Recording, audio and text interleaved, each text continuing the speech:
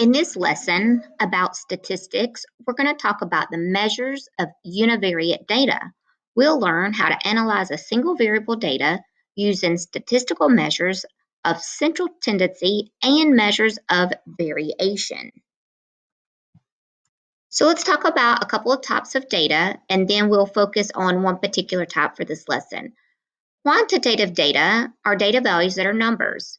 So example, if we were to describe this ice cream cone, we could say it's 14 centimeters tall, 450 calories, or maybe the volume is 300 centimeters cubed. Now, if we're talking about qualitative data, qualitative are names or labels that represent data values, such as the ice cream is green, it's lime flavor, it tastes sweet. So quantitative are number values, while qualitative are names and labels. Now, here's a thing we need to make sure. Sometimes numbers act as names, such as a telephone number. So that would be qualitative data. If I listed everybody's phone number, that would be considered qualitative data. We're not going to take an average of phone numbers or anything like that, or maybe your locker combination or zip code. So these are numbers, but they are qualitative data because they really just act as a name. So what is univariate data? It is quantitative data, and that's what we'll focus on. We're going to be looking at numbers where we only have one variable. We're just dealing with one type of data. And the purpose of this measurable data is to describe the data and not to determine causes or relationships. So for example, in our graph to the left, this dot plot, this is just representing a survey of how many hours of sleep people get. So this is univariate data where we just have one type of data, hours of sleep. And we can measure this by finding the mean, the median, the mode. On the right side, we have a two variable data, bivariate, where we are looking at hours spent studying and test scores. And that is looking to see if the relationship of how many hours you study affects your final exam score. So the left side is univariate, uni meaning one variable. This is univariate data, and on the right is bivariate. We're going to focus on univariate data for this lesson. So there are two different ways we can describe univariate data. We can measure it using a central tendency number value, or we can measure it by the variation of the data set. So let's first focus on measures of central tendency, which I'm sure you are familiar with. So a measure of central tendency, such as mean, median, and mode, is just a single number that can represent a set of values, a set of our data of a survey. Mean is the average where you add up your values and divide by how many you have. The median is the middle number where you arrange your data values from least to greatest. The mode is the number that occurs most often. So not all measures are equal. So let's talk about the mean. And here's a symbol that represents the mean or the average, X bar. And you need to make sure that you take note that we're going to use the mean value when we have no outlier in our data set. So again, make sure you understand, because that's part of this lesson. We are going to use the mean when we have no outlier, and we'll talk about outliers in just a few minutes. We're going to use the median, the middle number, when there is an outlier. And then the mode is usually not used. It usually is just when you're describing a most popular value. Like if we took a survey of all the basketball jersey numbers, and whichever one appeared the most would be the mode. So again, mean is when your set has no outlier, because an outlier will skew the data, will skew your average. And so that's why we only use the mean when there's no outlier. We would use the median, the middle number, when we do have an outlier, because that is not going to have an outlier, will not affect the median. It's still the middle number. So let's talk about outliers. Outliers are simply the data values that lie well outside of the other values, either to the extreme left or to the extreme right. Now let's talk about resistant measures.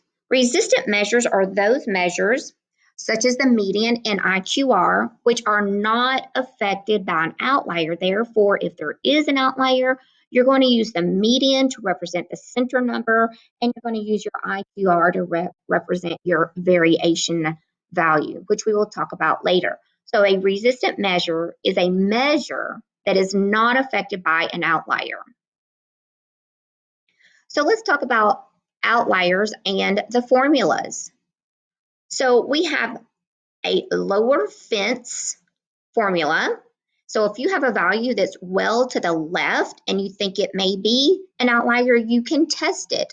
You plug in that possible outlier value, this is O, and then you plug in your Q1 value minus 1.5 times the IQR.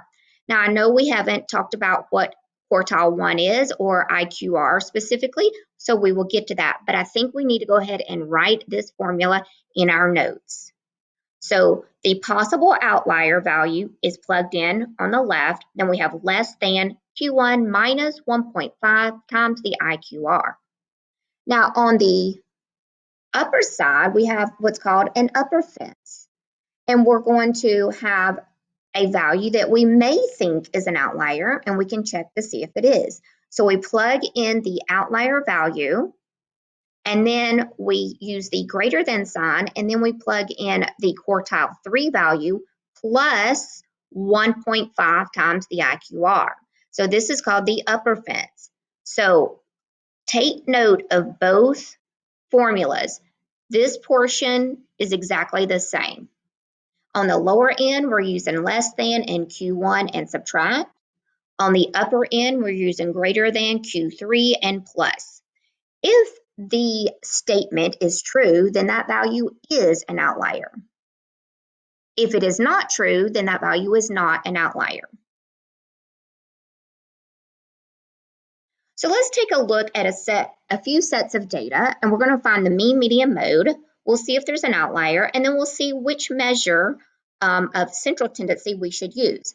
So here we have Jude science grades, and we're going to find the mean, which means you're going to add up all these values and divide.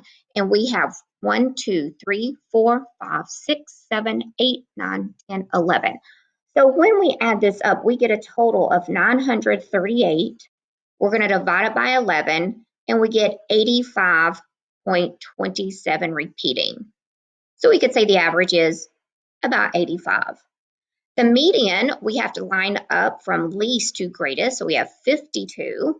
So I'm going to mark those out as I come across them so I don't miss any. We have 82. We have another 82. We have, what other 80s do we have here? We have 85. And I see that I forgot 78, so let's go and put that in. So we have 52 and then 78. So let's mark that 78. We had 85. Then it looks like 88 is the next value. And then 90, 93, 94, and then 96 and 98.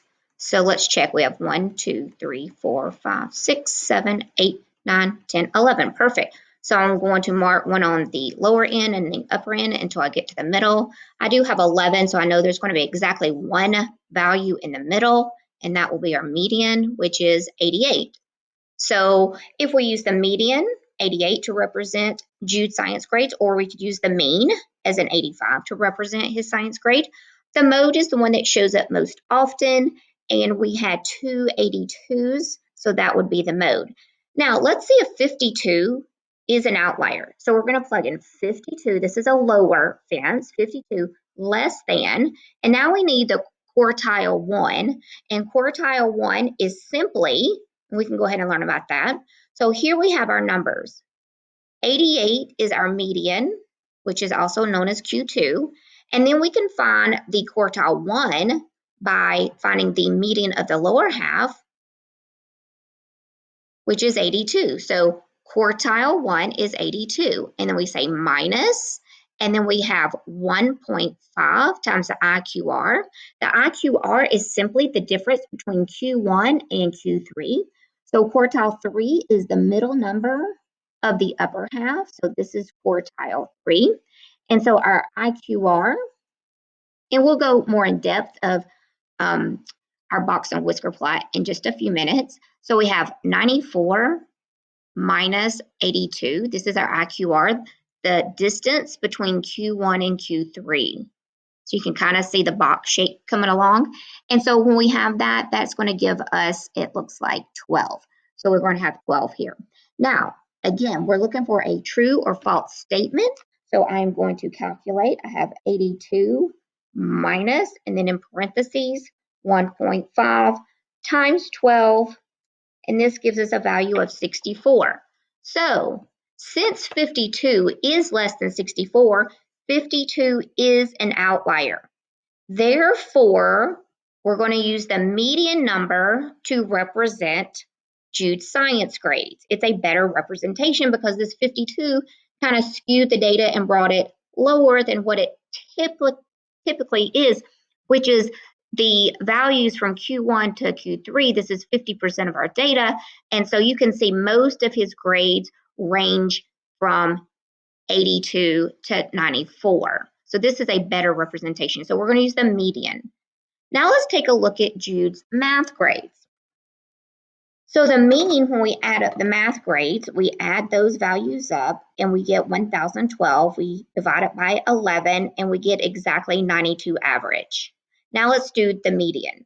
So with math, he has an 82, and then we have, looks like 88, and then 89, and then looks like a 90, and then 92, 93, 94. We have two 95s. We have a 96 and a 98. 6, 98. Let's count. 1, 2, 3, 4, 5, 6, 7, 8, 9, 10, 11. So the middle number